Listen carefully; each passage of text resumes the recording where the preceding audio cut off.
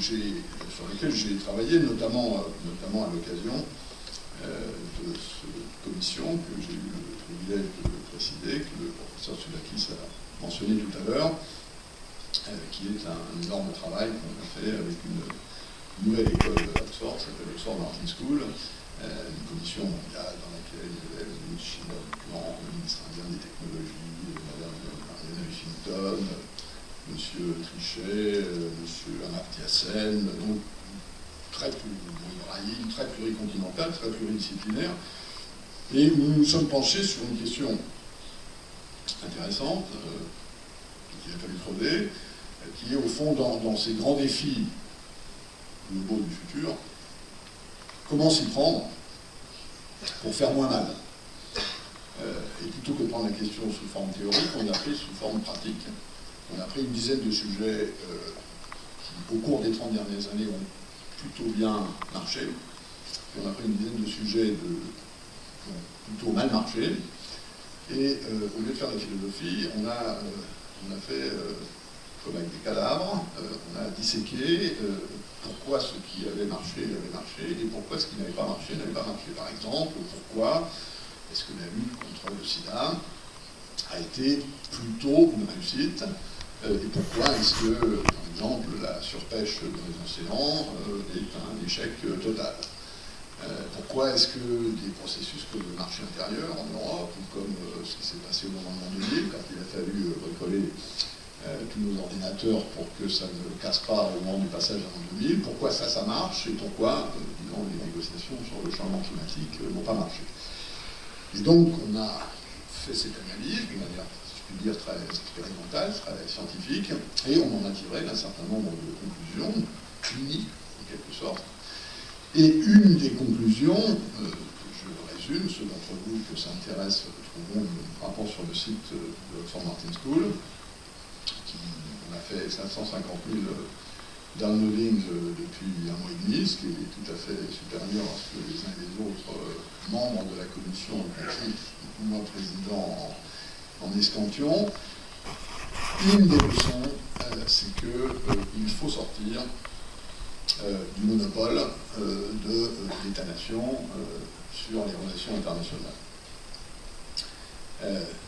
Cette idée westphalienne fondamentale que les relations internationales sont le monopole de ces États-nations souverains est une idée qu'il faut remettre en cause. D'abord parce qu'il y a en quelque sorte d'autres souverains de fait que les États dans le monde d'aujourd'hui. D'abord des institutions publiques, et notamment les villes, les mégapoles. Il y a beaucoup de villes sur cette planète maintenant qui ont 10 ou 20 millions d'habitants, ce qui est plus d'habitants que beaucoup de petits États de cette planète. Et on a découvert, en faisant cette recherche, que souvent les villes faisaient de la gouvernance internationale à leur niveau, sans toujours demander les bénédictions nécessaires ou les autorisations nécessaires à leurs États, et qu'elles étaient de fait des acteurs publics importants qui ne correspondent pas à la théorie westphalienne. C'est évidemment le cas aussi des entreprises. On sait très bien que beaucoup de multinationales ont aujourd'hui un pouvoir, une influence, une capacité de gouvernance supérieure à beaucoup des petits, ou même des moyens de 200 États-nations souverains. Et c'est aussi le cas de la société civile, si on vient considérer qu'un certain nombre d'organisations non gouvernementales globales sont parfois plus puissantes que les États-nations souverains. Il s'agisse d'Oxfam, qu'il s'agisse du World Wildlife Fund, qu'il s'agisse de Médecins sans frontières. Ce sont des organisations qui ont, j'ai parlé tout à l'heure de Transparency International, qui ont de fait, pas de droit, pas par construction, par la fonction d'une théorie, de fait, parce qu'elles se sont globalisées elles-mêmes, à la mesure du monde sur lequel elles entendent agir, ces organisations sont des acteurs de gouvernance. Et donc, une des formes possibles, et on propose par exemple pour le changement climatique, parmi les 10 ou 15 propositions que nous avons tirées de notre examen clinique, non pas pour faire des propositions sur tous les défis de demain, mais pour faire des propositions dont le format correspond à des formats qui ont plutôt une chance de marcher que de ne pas marcher. Par exemple, sur ces affaires de changement climatique, on propose une coalition qu'on appelle C20, C30, C40, 20 pays, 30 multinationales, 40 mégapoles. L'idée étant que si ce club, et chacun de ces trois clubs existe, si chacun de ces trois clubs accepte de faire un club C30, C40, C20, alors on va trouver une solution à ce problème de changement climatique, parce que les acteurs principaux, ceux qui ont effectivement la capacité d'agir, sont autour de la table.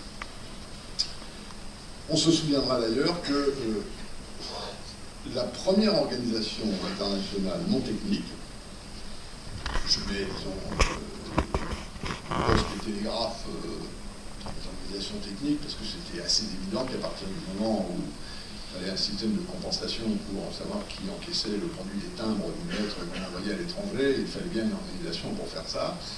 La même chose d'ailleurs pour les télégraphes. La première vraie organisation internationale, c'est l'Organisation internationale du travail, le Bureau international du travail, qui a été créé en 1919, bien avant la Société des Nations, à l'intérieur du traité de Versailles. Et il faut se souvenir que cette organisation-là avait cassé le monopole westphalien.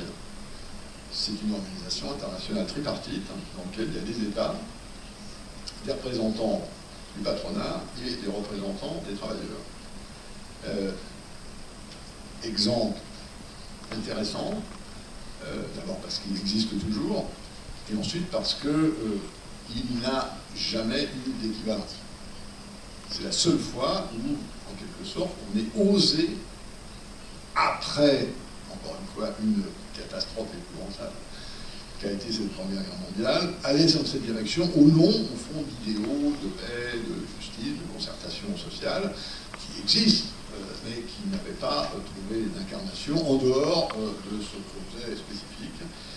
Je cite cet exemple parce qu'il dit quelque chose, et au fond, un certain nombre de ce que nous suggérons par rapport de cette commission, dans les propositions du fond, consiste à revenir, en quelque sorte, un peu à cette idée que ce sont des coalitions qui sont peut-être les vrais possibles instruments de la gouvernance de demain, surtout si on les connecte avec des technologies de l'information d'aujourd'hui, qu'il s'agit d'Internet, qu'il s'agit des réseaux sociaux, qui peuvent être, si je puis dire, des instruments transfrontières de création de responsabilité pour un système de gouvernance quel qu'il soit.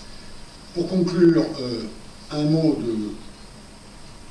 d'un problème qui, quelles que soient les familles auxquelles on s'adresse, quelles que soient les pistes que l'on retient, qu'elles ont finalement tout en commun, qui est que tout système de gouvernance repose sur une fonction d'utilité de valeur, comme disent les économistes, et pour parler encore plus le langage des économistes, une fonction d'utilité collective de préférence. Supposons, pour simplifier, que nous sommes tous des individus, que nous avons tous un intérêt pour la liberté, pour la sécurité, pour le bien-être, pour la justice, pour l'efficacité, pour la sécurité. Simplement, nous avons des préférences individuelles qui n'émettent pas tout à fait les mêmes coefficients sur chacun de ces désirs, chacune de ces valeurs que nous souhaitons voir porter. Eh bien, disons que la démocratie est un système qui permet d'agréger ces préférences à certains niveaux. Il en est de même, au fond, dans l'idéal de ce que serait une gouvernance mondiale.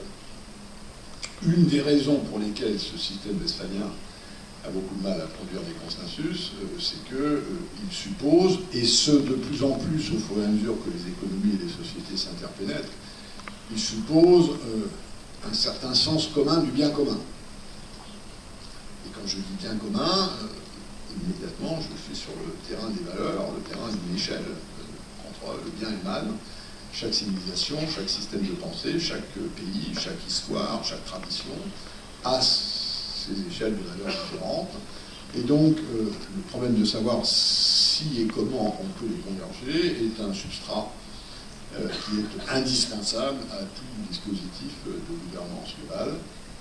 C'est un problème qui, aujourd'hui, n'est pas résolu, est mal résolu, et dans lequel j'ai souvent été inquiet de constater qu'on ne porte pas beaucoup d'attention.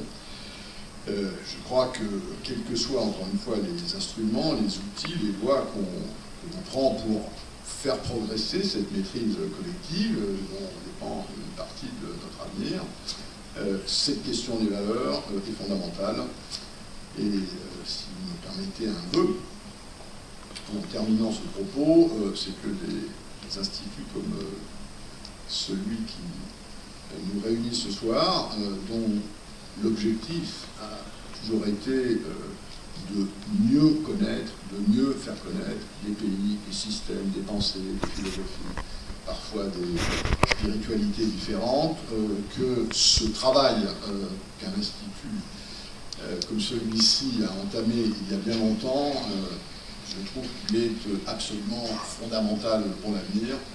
Et mon vœu, ce serait qu'il y en ait, mieux qu'il y en ait quelques dizaines ou quelques centaines sur cette planète.